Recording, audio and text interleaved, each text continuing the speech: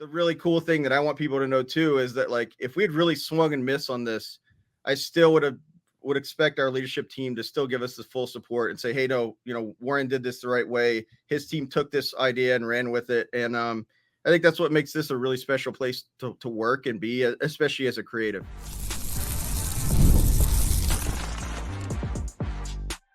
You are Locked On Rays, your daily Tampa Bay Rays podcast, part of the Locked On Podcast Network, your team every day. Welcome into another edition of the Locked On Rays podcast, and today we have the great pleasure of speaking with Warren Hypes, who is the Vice President of Creative and Brand for the Tampa Bay Rays, aka the man, the myth, the legend behind the City Connect jerseys and uniforms. Warren, thank you for joining us. We really appreciate it. Hey, thank you guys so much. It's so cool to be here. And I was just telling you guys before we got started, being in a creative role, there's not a lot of opportunities for me to talk a lot about what we do on our side. And so, really appreciative of you guys having me and been able to have some fun and talk about some of this today. Well, that's exactly what we want. We want to get into the nitty gritty of everything that is about your role. So first, let's start with the big picture thing. What does your role mean? Creative, brand? Can you tell folks that are not maybe familiar with those titles what that entails, your day-to-day role? Yeah, absolutely. We have a pretty big creative team here. So we've got almost like an internal agency. And so under that sits our photographers, our videographers, our graphic designers, our motion designers who make a lot of the content for the video board, and then some project managers that help us keep everything on track here. And so I lead up that team here. A lot of people don't know my background, but my stepdad was a minor league GM for the Rays for 19 years for the Princeton Rays. And so, I grew up around this team since I was a little kid. I started here as an intern in 2010. And, I've worked my way up and been able to build this really awesome creative culture and creative team here. So, we handle everything from social media content to storytelling, the brand part of it. I dabble a lot in the on-field uniforms and some of the things happen with the clubhouse and that as well. So awesome. Now, how did you work your way into this role? Was this something that you had ideations of in college? Were you always drawn towards branding, creativity, and art, and then eventually work your way into baseball? Just a little bit of your background, how you got to this point, if art was always something that you more or less gravitated towards. Absolutely, it was. Again, with my stepdad being that minor league GM, when I was back in middle school, 8th grade, something, a lot of people don't know the minor league teams. Like there was only two full-time employees at that team. It was wow. My stepdad, who's the general manager, and like the groundskeeper, and you have volunteers coming game day, whatnot. But as social media started to form, he needed somebody to do graphic design work, and I'd never done that, so I was a self-taught designer. Started to dip my toe in the waters and learn a little bit. I took some VOTEC classes when I was in high school about graphic design.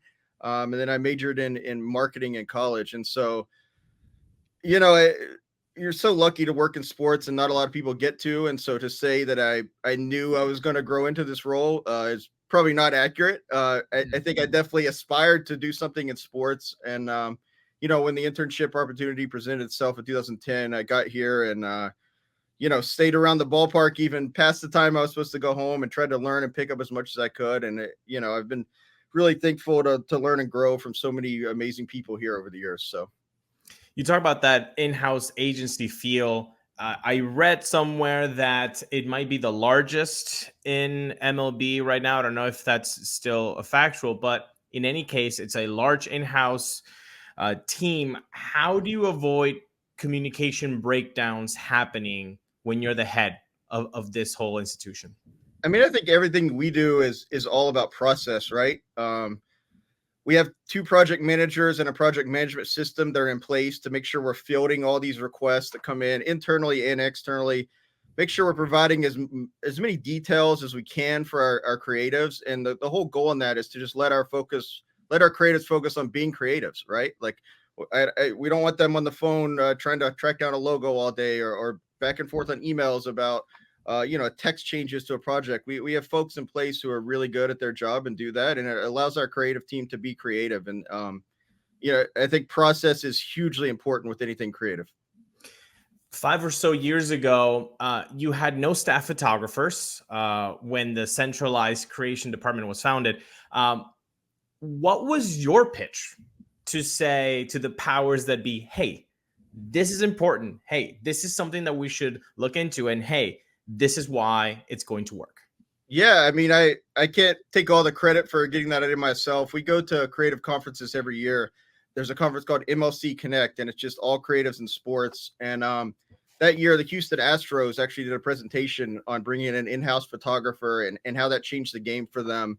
And I was lucky enough. There was a guy, Chris David Garcia, who was their creative director at the time. He actually called in and helped me present to my boss at the time why this was a valuable asset. And I think with the way social and digital has grown with this thumb-stopping content and this need to constantly produce things, we had great photographers that would come in and shoot games, but there's so much that happens in our organization outside of games that we really saw a need for. And to be able to bring in that position and have somebody that's here all the time on staff that can fill those needs is very important. And it was a big part of what's led to, what you see from our creative vision today, I think. Warren, can you take us inside the mind a little bit in working with your team? How long and how many ideas you went through until you ultimately landed on this uniform set, this logo set, grit and glow? Just how much work on the back end was involved until you got to this point of, okay, we're ready for the press release. We're ready for the Twitter post. We're ready to put it out there to the public. Well, yeah, it started 4 years ago. And, many factors played into that. We originally started the process in 2020 when COVID was going on. So that slowed things down a bit. But I think from day one, our objective was, how do we get Tampa Bay back on the uniform? And so we knew that from the start. But then it's like, okay, well, fine. But how do you do that? Well, what story do you tell? What story do you tell that makes sense to get this back on the uniform? And something that could be regional too, and not just based on Hillsborough or Pinellas, or we have all these awesome regions that surround the team here. And so, we started with some brainstorms internally. We invited everybody from like maintenance folks to marketing to ticket sales. We had these, we'd have pizza lunches, and you could come to anybody could freely give ideas. And, I think when we first started that, we gave, gosh, I don't know, 200 or 300 different ideas to Nike about what makes this place special. And, everyone at Nike was fantastic to work with. There's some of the premier branding experts in the world. And so from that huge list, they really helped us boil it down to a couple concepts. And, as we got into the skateboarding thing, I think, again, there's so many stories you could tell about this area. And I think all those would be really great stories to tell. But we started thinking about, what if we did something completely different?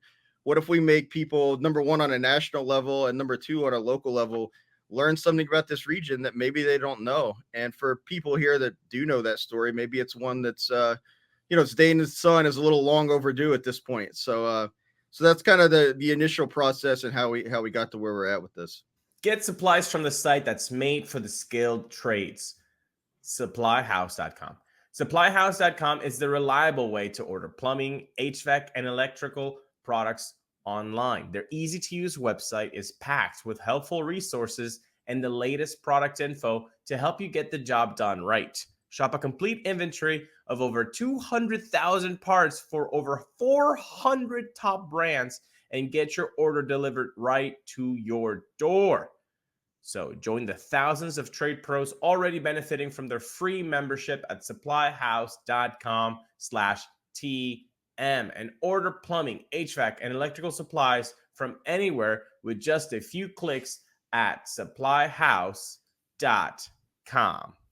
Yeah, it's interesting you bring that up, because when Rays and City Connect was first brought up and thrown out and discussed over time, it was like, they're going to go with the beaches angle. There's going to be the sunshine angle, the palm trees angle. Maybe they're going to cross over to Tampa and implement some cigar element as well. And then, of course, it ultimately becomes skateboarding. But was there a backup or runner-up idea within all that? Or was it like, hey, we got to focus on something completely different that still gets into some of the identity and the uniqueness and the culture of Tampa Bay? This really was the front runner idea, from the beginning. I remember pitching it to Matt, Brian, and Stu for the first time, and getting their initial reactions. And, I think that's something that's so special about being here is when I talk at creative conferences or other things, being at a place where people actively push you to think outside the box. And Stu always says, break some windows, just don't burn down the house.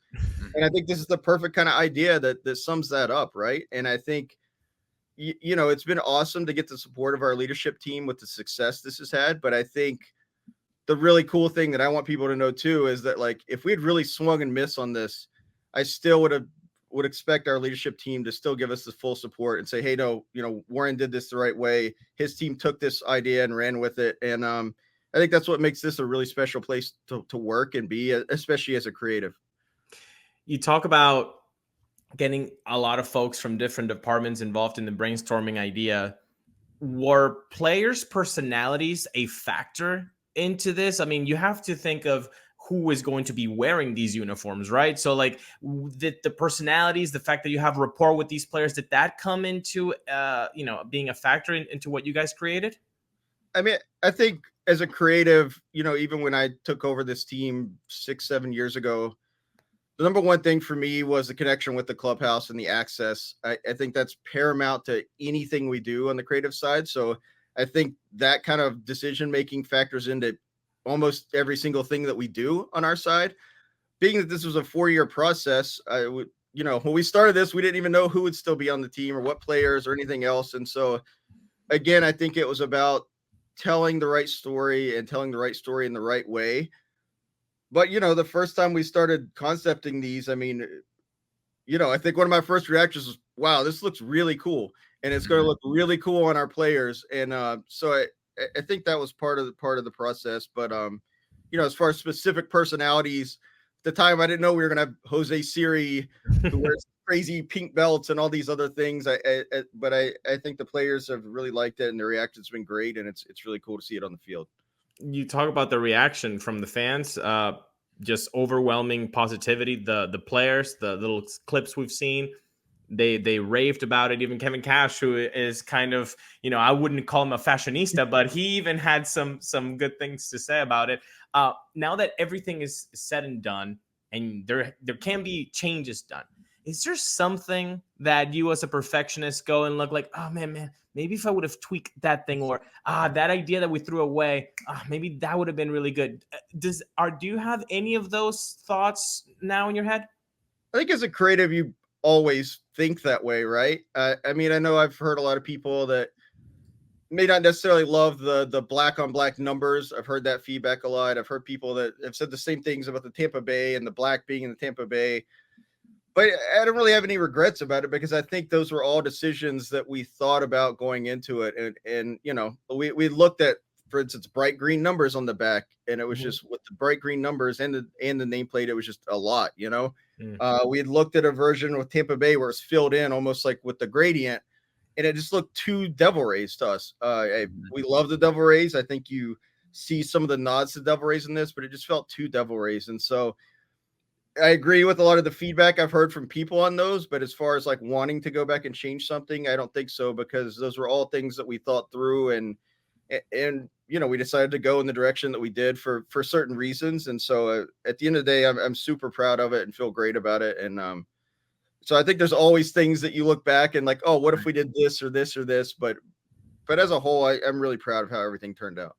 Absolutely, 100%. And there has been overwhelmingly amount of positive reception by fans. Now, going through the course of the project and the research and the creative, was there any fan influence utilized at all, whether it be surveys or people just emailing your department and throwing out ideas here and there? Was that ever a factor?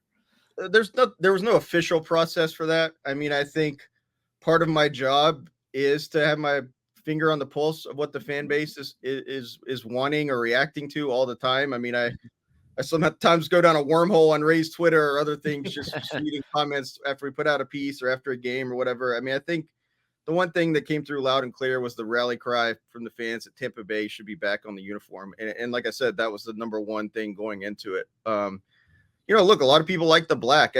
There's a lot of people that still say their favorite jersey of ours is the old BP top from the Devil Rays days, where it was just black and had the Rays with the gradient. I remember even back when Blake Snell still played here. He went on this tirade on Twitter at one point about bring back the black uniforms, and so but I think Tampa Bay being back was the resounding piece of feedback that I took going into this. Now, as far as additional tools in the toolbox for this project, did you all utilize any artist or were any artist an inspiration for this, whether it be Tampa Bay or nationwide?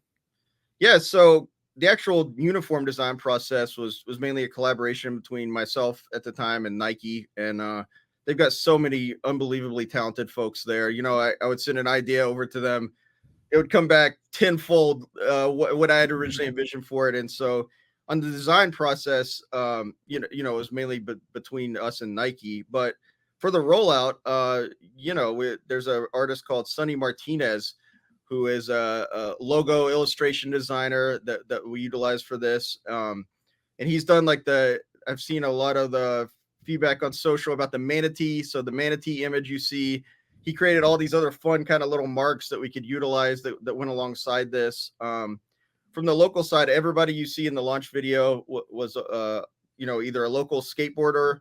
The VO was a collaboration with our local St. Pete poet laureate. Both of the VO actors in the video are local St. Pete performers and poets.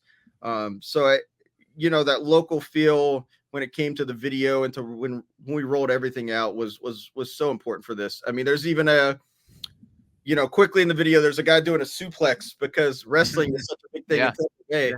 And even for that, I mean, we didn't try to go get Hulk Hogan or someone like that. It's this wrestler called the Cheese, who's like a famous local wrestler who slaps a slice of cheese on somebody and does an elbow drop. And so even down to those details, getting the local Florida, real people who are grounded here and live here was super important. Speaking of the video, sorry, Ulises. Speaking of the video, which I thought was amazing and I could watch it a million times over and still be entertained by it. Was that something that was produced in-house by your squad, or did you hire a contractor to facilitate that? Yeah, that was a collaboration with a local agency here called Chapel Roberts. Okay. They work with us on a ton of brand work. We did a brand reimagination session with them going back to about a year and a half ago.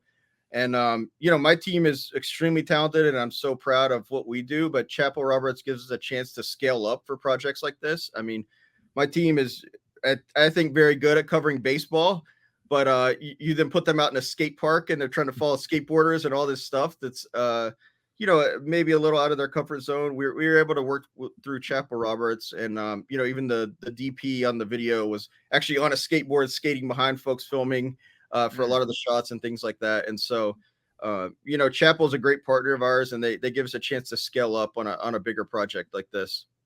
So let me get the timeline right. You started talking about this video with them a year and a half ago?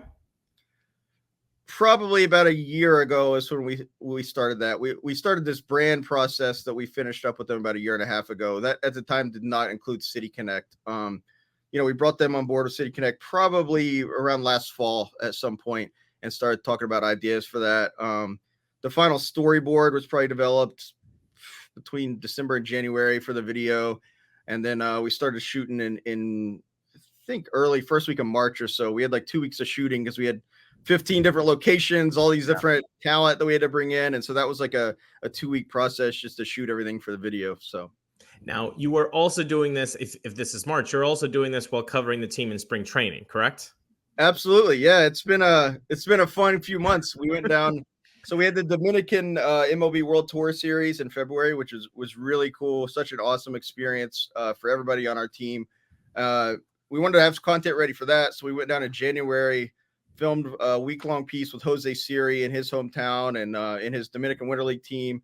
So we had that in January. Then we had spring training and the Dominican series, and then getting ready for opening day and leading into this. So it's been a marathon a little bit, or a sprint, whichever way you want to call it, I guess, the last few months, but it's been so fun. What's been the biggest, I want to say learning lesson, but let's say experience or a lesson that this whole City Connect of 4 years has finally given you? I think I want to go back again to our leadership team. Look, all teams across MLB have done great things with the City Connect program. To varying degrees, people have different opinions on each one of those. I don't want to call anybody specifically, but I've talked to other teams, and their creative team was literally brought in kind of at the last minute after everything was decided with the process. Here, Stu, Matt, and Brian let me be in on this since day one, and let me take over this and lead this since day one. And I think when you see everything we're able to do with the rollout, that's why. The trust that they put in us to let this happen is, I think, why it came off very different than maybe some other teams did. And that's in no way a shot at other teams. I think every team's done an amazing job telling stories in different ways. But I think if our story feels a little different, then that's probably why. And it's because of the trust that we've built here over so many years, and them allowing us to do this. So it's winner take all time in the NBA and NHL, and FanDuel is giving you a shot to bring home a big win of your own. Right now, new customers get 150 buckaroos in bonus bets with any winning $5 bet. That's 150 bucks to bet on spreads, money lines, player props, and so much more. So go ahead. Don't waste any more time here, guys. Visit FanDuel.com/LockedOn, LOCKEDON, and make every playoff shot count. FanDuel, America's #1 sportsbook. We've had the Devil Rays era. We've had the Sunburst era. And it seems to most fans, I think maybe us too, because we were in it for every day. It seems like the last 5 years or so, there's been like a marriage between Devil Rays and the Sunburst, maybe because of the 25th anniversary. That's been the feel. Has this process made you feel like, maybe in the future there could be a rebrand, and maybe I have some ideas popping up in your head? Is that a reality in Warren's brain right now? I don't think so. I mean, look, when we did the rebrand at the end of 2007 going into 2008, I think everybody involved in that, which was before me, but I think everybody involved in that really put a lot of time, effort into making the Rays brand feel the way it does today. And so I'm proud of our brand. I'm proud that we can also branch out with our brand and have fun and do different things and carve this untraditional path in a game that's so traditional.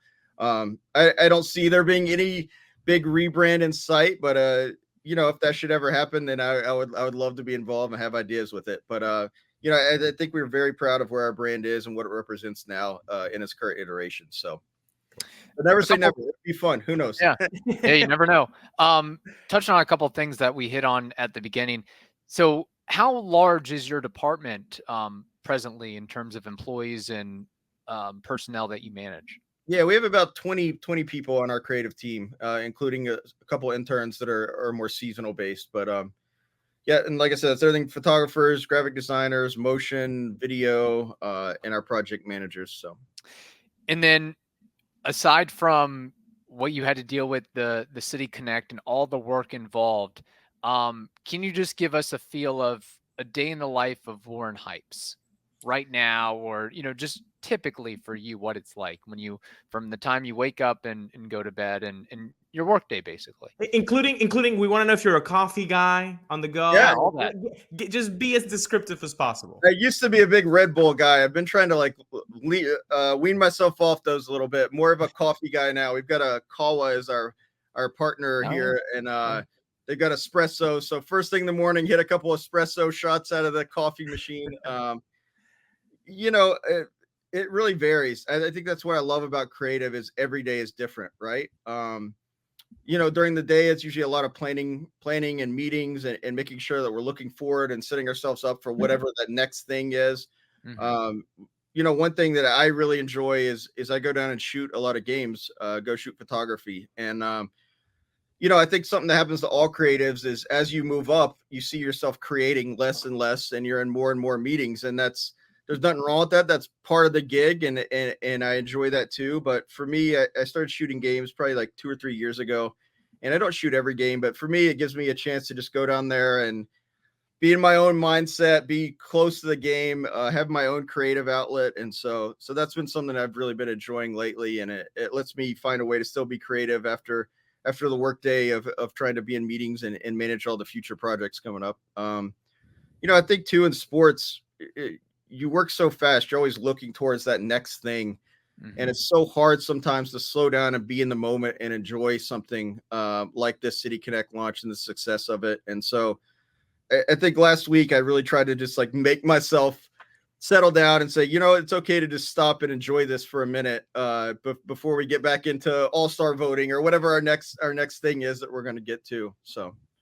Absolutely. And, one thing we've heard repetitively from players is when they get into the organization, how much they love being a part of the culture and how they care about the human being, and the soft skills are emphasized and you feel like a family. For you working with the Rays, what do you consider what do you most enjoy about working for a team in a franchise like this? What stands out to you?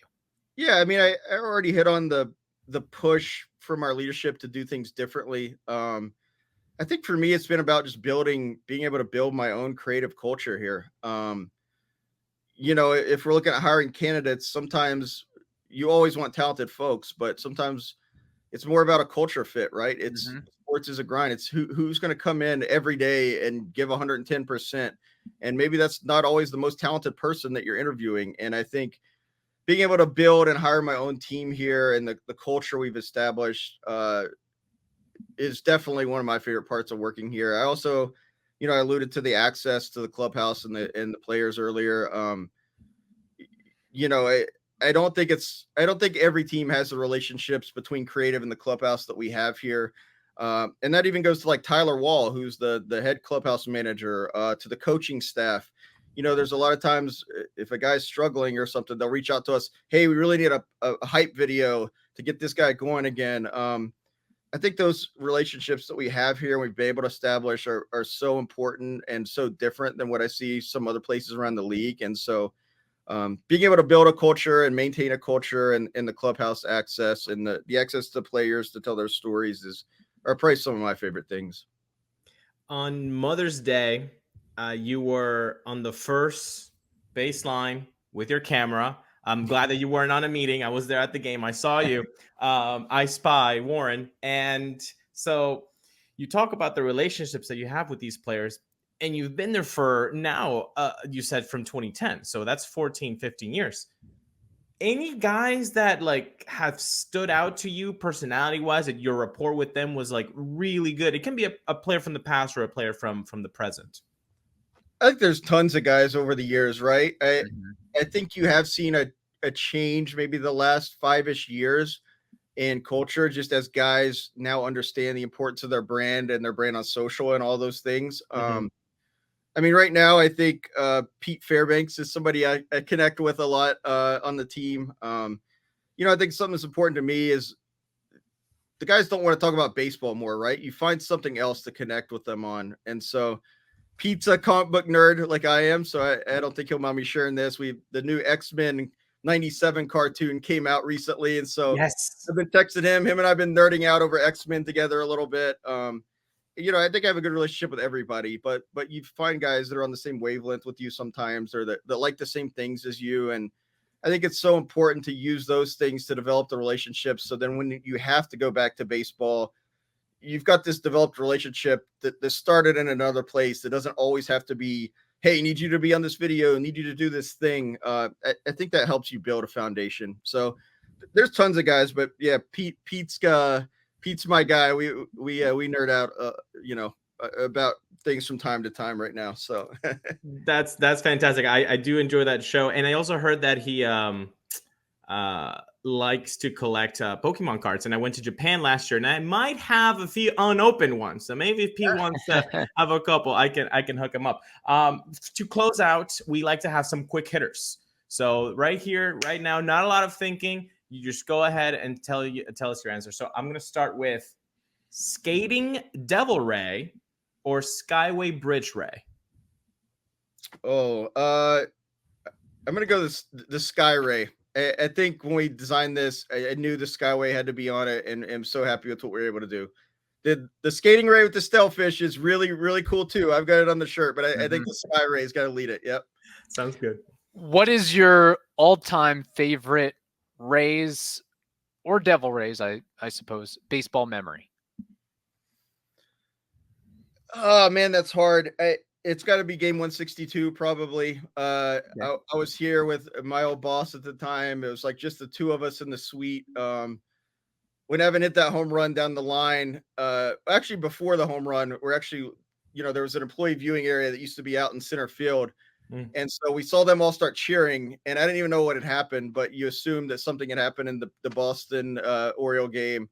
So you already knew something was happening, and then Evan hits that home run down the line. My old boss jumped on me, and I kind of fell into the wall, and I think I knocked like one of the Rays logos off the wall in the suite. We all started running down to the field. I've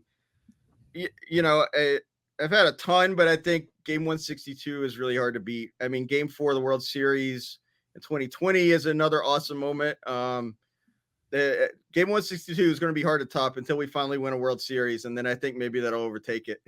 I think I am with you right there. 162 will always have the number one spot on my hair. 3 Flashback Fridays or home whites. Flashback Fridays. Yeah. Fair enough. All right. The Rays on, I believe, May 25th, Saturday, have a Star Wars promotion.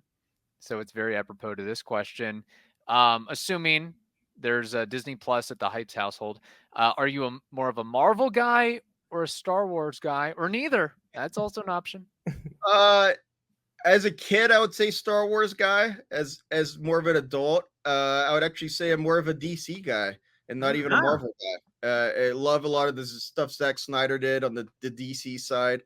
I still do love, a lot of the new Star Wars things. But yeah, I think I would go option number 3, which would be DC guy first, and then Marvel. I did love Star Wars as a kid, though, for sure, and still do.